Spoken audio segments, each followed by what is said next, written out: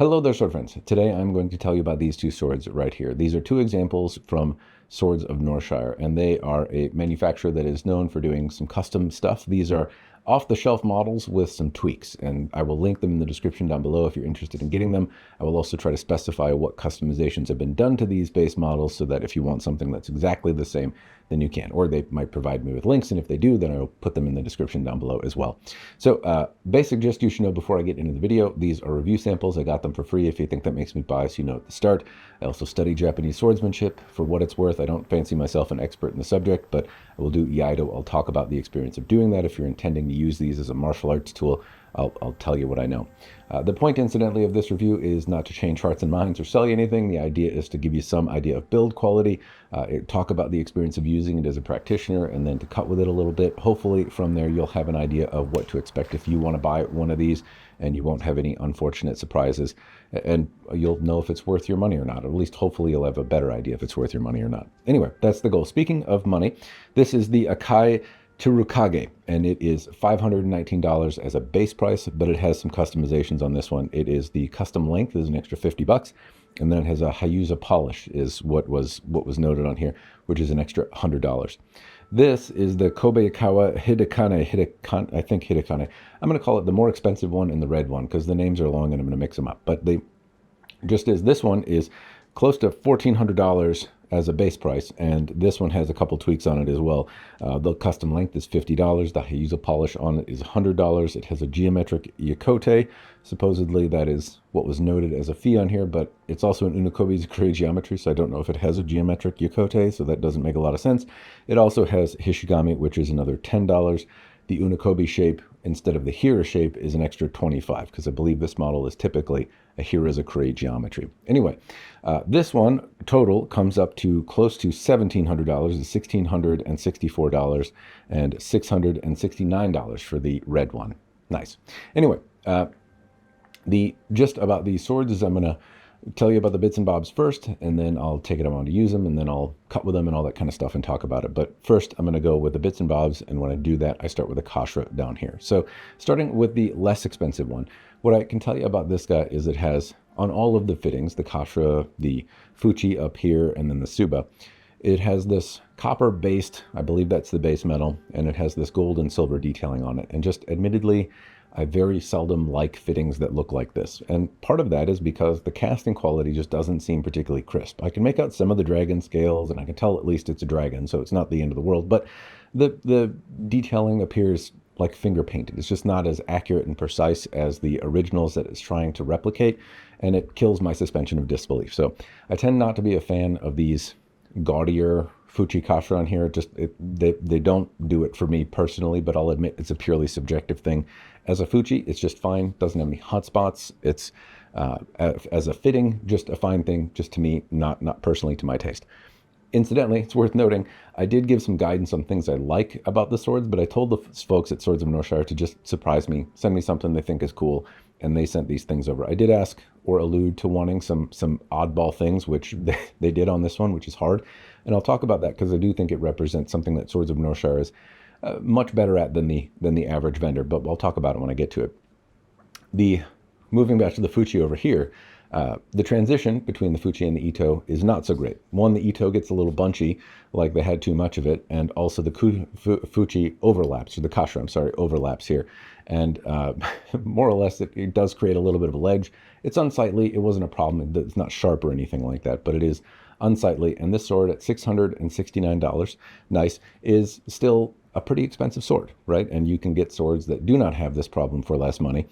So it's unfortunate to see this kind of thing. Now, it is a common thing. It's common in swords that are much more expensive, unfortunately, as well. But I would like to see this done a little bit more accurately, a little bit cleaner than it happens to be on this one. So as I move down, the other bit of problem on here is that the fuchi, I'm sorry, the kashra, that's what this is. It's not a fuchi. The fuchi is this part, the kashra is this part. I mixed them up, is loose. And I noticed that it was loose on both of these swords, unfortunately, after about 3 hours or so of usage doing Iaido. And so I stopped using the swords to do much of anything because the kashras started to come loose.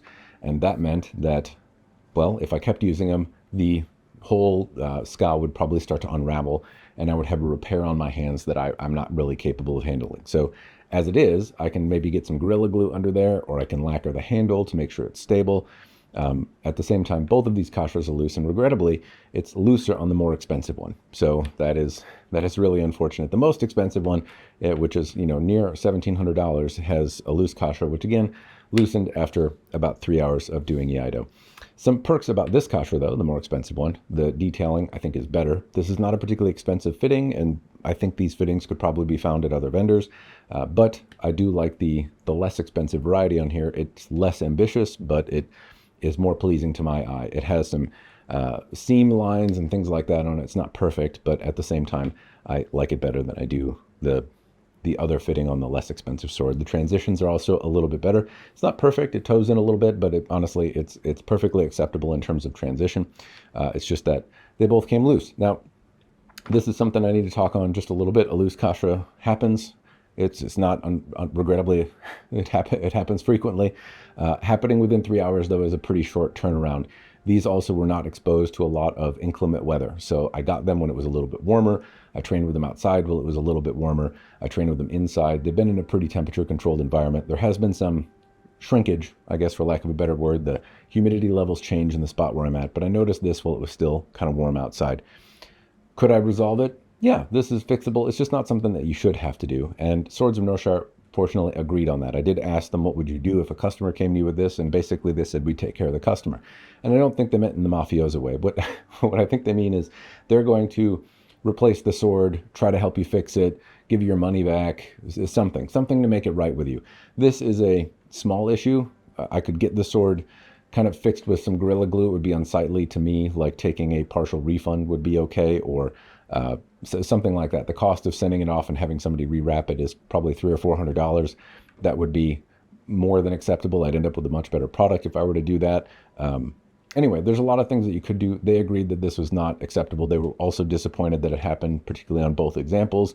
And they were giving me basically the vibe that they would take care of the customer and make it right with them. And I don't doubt that. I also don't doubt that this is not a super common problem. It seems to happen to me often enough, but it doesn't seem to be something I'm reading online as a systemic problem with Swords of Northshire. It doesn't seem like a lot of people are complaining about loose kashra. But anyway, it is something that happened pretty quickly on here. And I'm happy to say that Swords of Northshire also said that is not okay. If I move down and talk about the other bits on the fittings here, and first I'm going to start with the red one over here. It has a synthetic silk on it. The diamonds are reasonably even. They wander a little bit. And the ito generally actually feels pretty tight. It's not super tight. It's not perfect, but this is acceptable for the price quality, or the price that I'm paying for the sword, and that it doesn't move. It feels like it's going to stay pretty stable, which makes this loose kashra even more of a wonder, since the ito feels generally tight.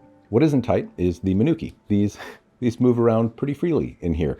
I could take them out. It's not necessarily a big deal, but when my hands did come over them, it makes this kind of loose sensation. So I don't know that this is necessarily the end of the world, but if you are irritated by this, then I would recommend you not choose the battle wrap, or maybe ask them not to put manuki on there at all if this would irritate you. These I kind of just want to take out, but I left them in there because this is the way it was sent. As it is, though, the shape of the handle is comfortable. I do make out the seams on here a little bit, which I believe are from the panel of the ray skin underneath, and that is not, unfortunately, something that you don't see on swords in this price point, but swords are kind of generally improving. The bar is rising, and you can get vendors that don't have this kind of seam thing in here, which is a little bit unsightly. The red is a small nodule samegawa. I make out the red. It looks reasonably evenly treated, but there's no large nodules or anything like that on the skin underneath here, which is the lacquered red part. This part that's black on here, it's called samegawa. It's like a ray skin, and the size of the nodules is often, the larger they are, the more expensive it is. Now, on the more expensive sword, I do make out a large nodule bit of skin down here. Part of it looks small, but there are some large nodules further down.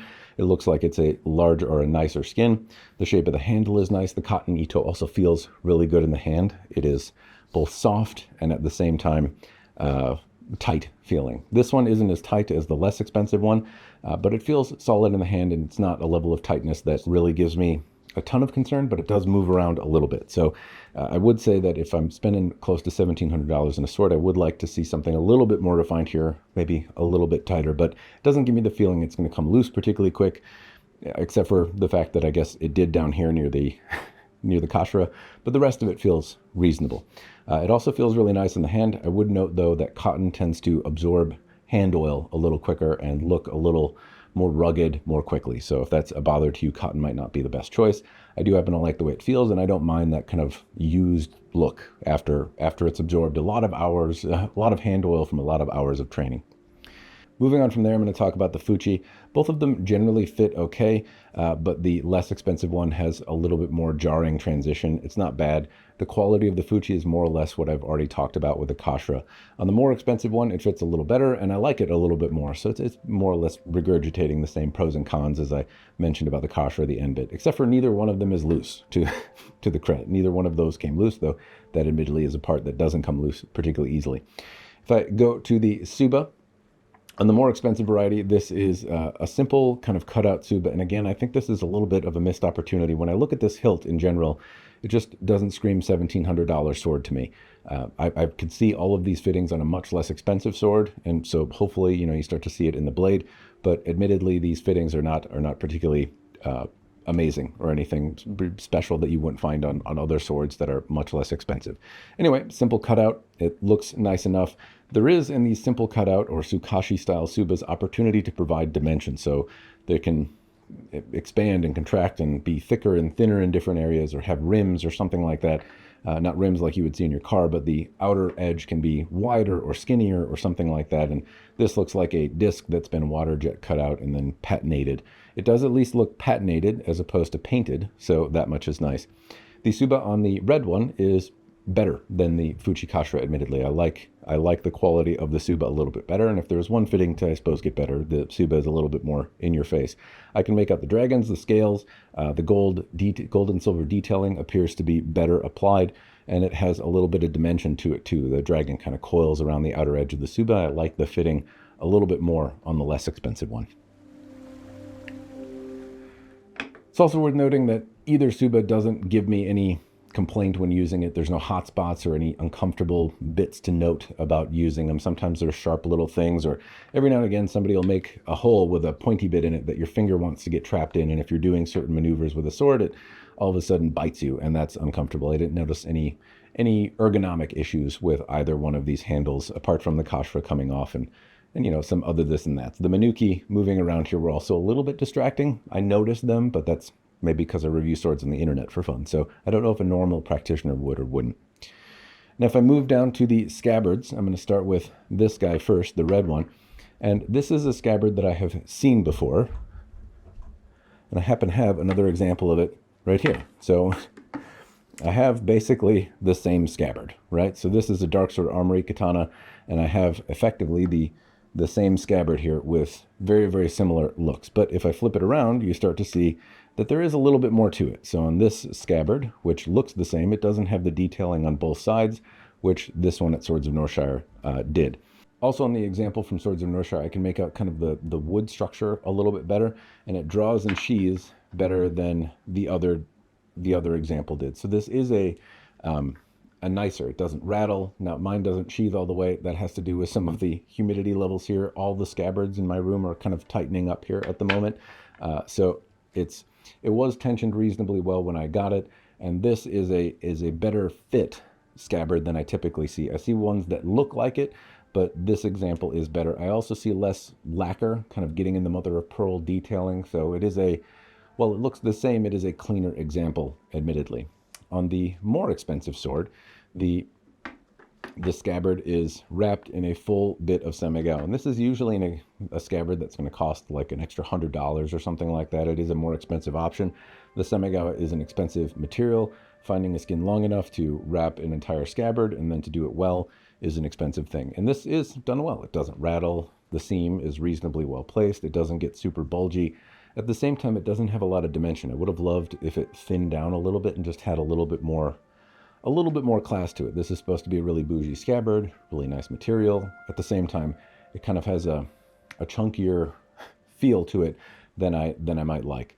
From a practitioner standpoint, this is also very nice. Semigao is like a rawhide, and so when it's applied to a scabbard and I draw it, if I can, there's a little bit of tension here now, and I do it badly, it's not necessarily impossible to cut through the scabbard here and into the meat of your hand. So having this Samigawa substance on here is like an extra layer of protection, which I really like from a practitioner standpoint. It's pretty durable. You don't necessarily see chips and fingerprints well. It's kind of swanky. I like the material.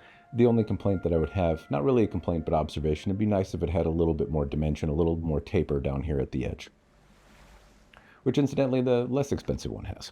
Now I'm going to talk about the blade, the pointy stabby part, and it's probably best to start with the less expensive one here. Apart from the blade being long, there's not really much to say about it. It's differentially hardened. The polish is reasonably well done. I don't make out a lot of surface ripples. There are a couple. The shaping is reasonably well done. It doesn't have a lot of distal taper, but there's some. And this feels like a stout sword. It's long and thick, and well, that's it. I made that sound sexual somehow. Point is, though, the polish, it has supposed to have a Hazuya polish. I don't really see that here, so I'm not sure if it really came out that way or not.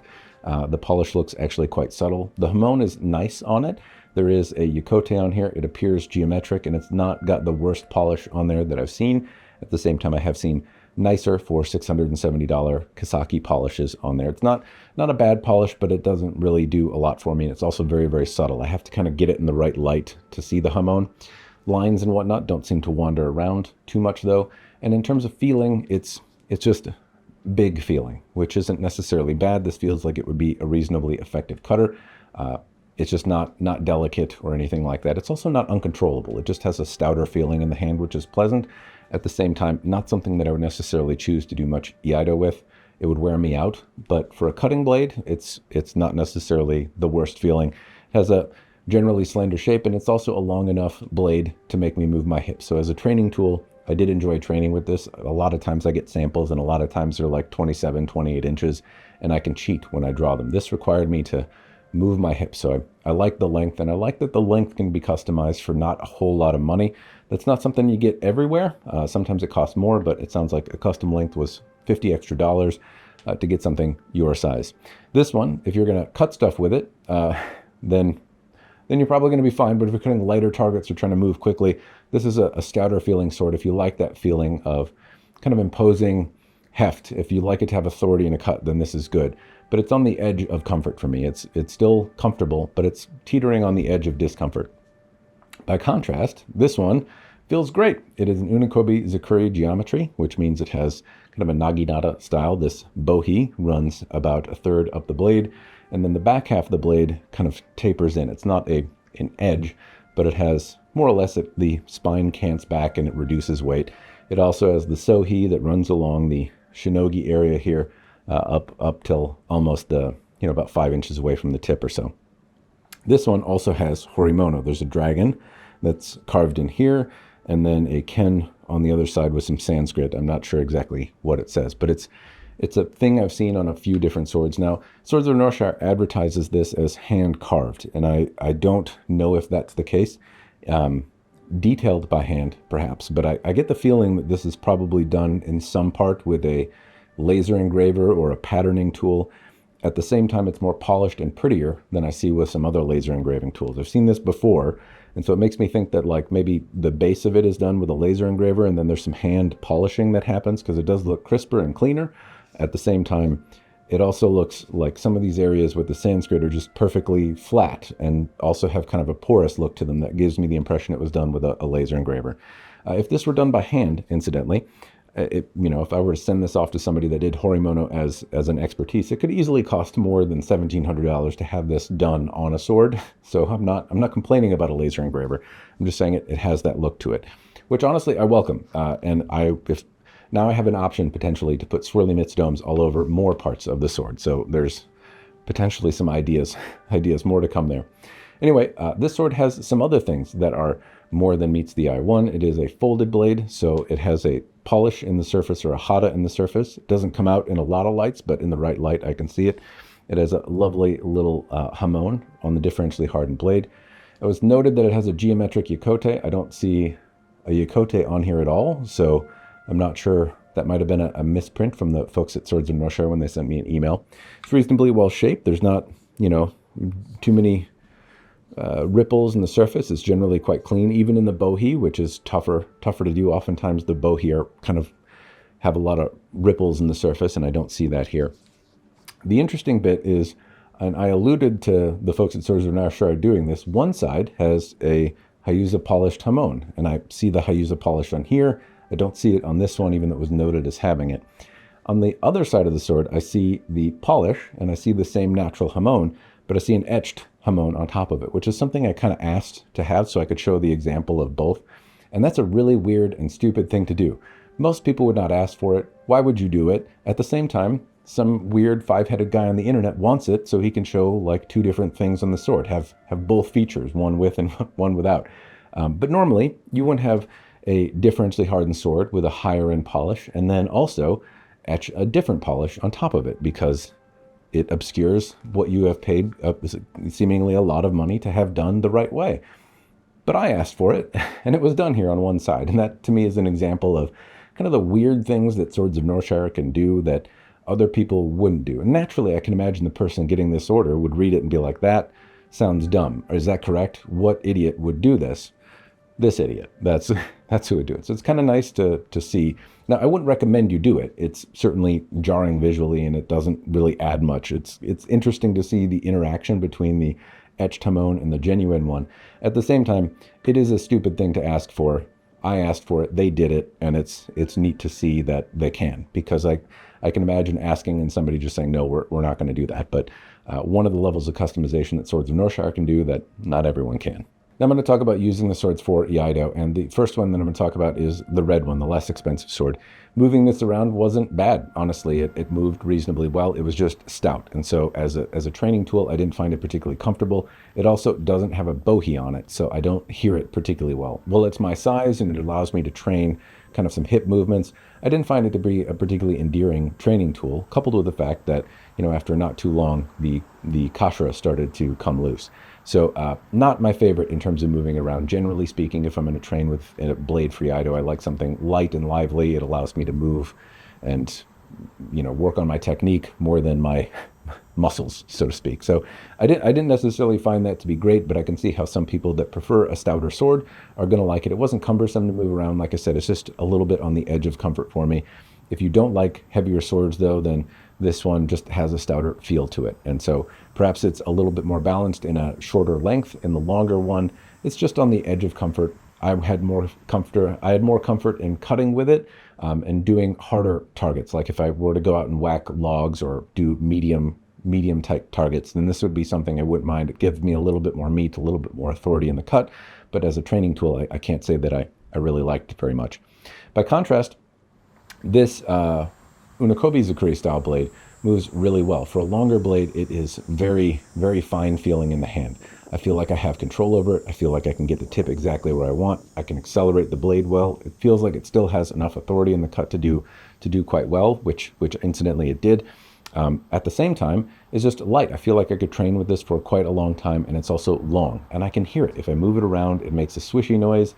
Something about the fullers and the interaction with the Kasaki, it moves through the air, and I can actually hear if I'm doing the technique well. So as a training tool, I really enjoyed the more expensive one. I like the feeling of the cotton. I like the length. I like that I could hear it. It was a very pleasurable experience overall to train with it. The next thing to talk about is cutting. I'm going to start with the red one down here, the less expensive variety. The sword has presence in the hand to cut, and if I were cutting more robust targets, then I bet it would do a better showing. As it is, it was just a little bit hard to move around, and I couldn't necessarily tell if I was doing the technique correctly or if my edge alignment was good.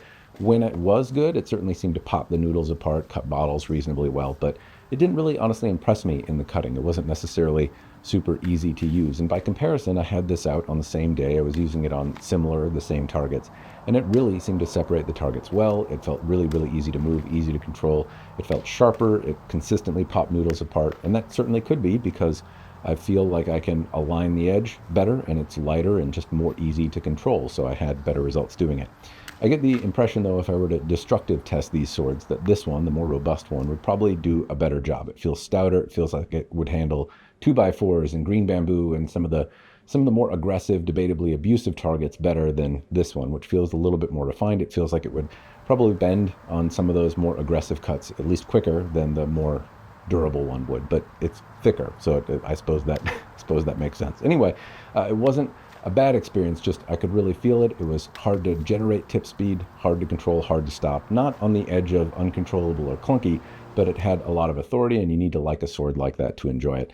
This one, I think anyone could pick up that likes a sword of this length and just have fun with. It's one of those that when you pick it up, you're like, oh, that I thought it would feel dumb in the hand, but it feels really nice. And then when you go to actually cut, the edge is really quite sharp, and it separates targets, and it's just a lot of fun. It makes a swishy sound as you move it through the air. It's a very pleasant sword to cut with as well, at least when I was doing lighter targets like pool noodles and water bottles. Now, unfortunately, that's really where the cutting stops, and I feel bad about it. At the same time, the kasha is loose, so if I start going out there and cutting more aggressively, the kasha is going to pop off, and I don't really I don't really want to deal with that. Now, I could glue it on, but if I glue it on, then I tend to be kind of cumbered or clumsy with it, and I get Gorilla Glue popping out, and I never quite get it on there perfectly. And if I lacquer it, then I remove the look of it. These seem like better examples to keep around as comparative examples to talk about in comparison with other swords as I bring them up. So that is where I'm gonna end it. What I would say about the cutting, though, because I tend to have a destructive shtick on YouTube, is these are differentially hardened blades. Neither one of them is made to be super durable. Either one of these could also be made in a through hardened variety that would be relatively durable and would withstand, a number of dings. I tested a Swords of Northshire sword a number of years ago that was a through hardened blade, and it held up really quite well. It was also long. And Swords of Northshire, which I mentioned before, did some crazy weird stuff, which I've asked a number of vendors to do, and usually I get like part of it or not all of it. Swords of Northshire did a really good job of saying, here's what we can do, here's what we can't do. And what I expected and what I got were a lot closer to exact than I typically see from vendors. So they do a very solid job of managing expectations and being very transparent with their process. I think that is one of the endearing things about Swords of Northshire. So just because I'm not testing these to failure, and I say that they may break quicker if I were to do that, you can get examples of them that are nice and made to your spec and that are durable if that's what you're looking for, or are pretty and have folded steel with differentially hardened blades like these do. All right, sword friends, it's time to wrap things up. You've seen close-ups of the bits and bobs and fits and features. You've seen me use it. You've seen me cut with it. Hopefully you know if it's worth your hard-earned money or not. Do I personally think it is? The short answer is no. No for either one. At close to $1,700, close to $700, I really struggle with justifying the price here. Now, a big cutoff would be that these are the swords that I was sent to evaluate. The kasha came loose in a way that I would find premature, and that's a kind of a deal breaker right there, particularly because of the time and how hard I was using them, which wasn't particularly hard.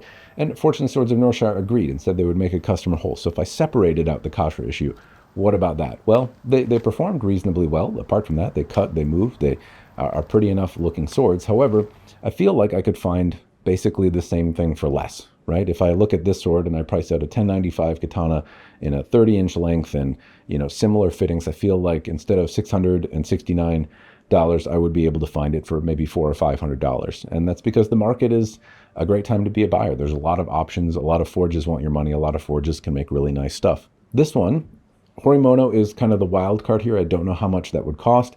I don't know how much it'd cost to get at this level, but I could certainly find a Unokobe Zakuri blade with folded steel with a Hazuya polish on it.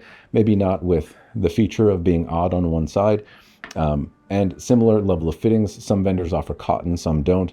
But I could probably find something like this again for $500 to $700. I think that's even reasonably conservative. So I don't think that they represent a particularly great value. And that's the question I've struggled with. Is there something about them I'm missing that shows that makes them worth more than some of the competition? And the folks at Swords of Northshire said, hey, we have great relationships with our vendors. They put some of their top craftsmen on our product, and it's certainly a fine product. It cut well, it moves well, it's competently made. To a degree, obviously has faults, but at the same time, it just doesn't seem to represent a particularly good value. I don't see a quality level here that is an order of magnitude better than what I've seen from many of the competitors that Swords of Northshire has. I do think their capability at managing custom projects, managing expectations, taking returns, having good customer service is also not something to poo-poo or shake a stick at. Now, unfortunately, customers just expect those things and they complain when they don't get them, but they're not necessarily willing to pay more. When you buy a sword from anyone, you expect it to be what was promised. You expect it to perform well, and if it doesn't, you expect to be taken care of. Swords of Northshire follows through with that, as do many of the vendors, but not everyone does, and there's plenty of horror stories out there. So Swords of Northshire's reputation and taking care of people is also something that I think is of value. But that's those are particular cases. If you just want a cool sword, I think you can stretch your dollar a little further with some other vendors. That said, I don't think they're bad products. I don't think they're dishonest either. I think what is advertised is what is delivered here. I just think the dollar stretches a little further elsewhere. Anyway, those are my thoughts. I do appreciate the folks from Swords of Northshire sending these my way for review. Hopefully you found the video interesting. That's all I've got. Cheers, and thanks for watching.